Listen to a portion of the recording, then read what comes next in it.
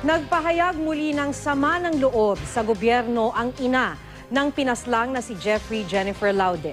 Ayon kay Ginang Julita, pinapabayaan sila ng gobyerno sa pagsusulong ng kaso laban sa Amerikanong sundalong si Private First Class Joseph Scott Pemberton.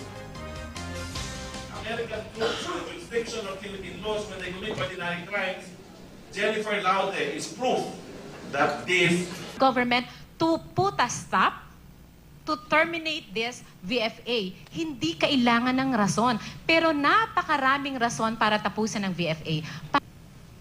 Naman ng Malacanang, ginagawa ng gobyerno ang lahat para tiyaking mabibigyan ng katarungan ng pagkamatay ni Jennifer.